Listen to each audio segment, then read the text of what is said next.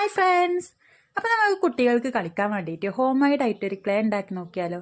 ഇതിന് വേണ്ട ഇൻഗ്രീഡിയൻറ്റ് മൈദ കേട്ടോ. പിന്നെ ഇതിൻ്റെ ഭംഗിക്ക് വേണ്ടിയിട്ട് കുറച്ച് കളറും ആഡ് ചെയ്യാം.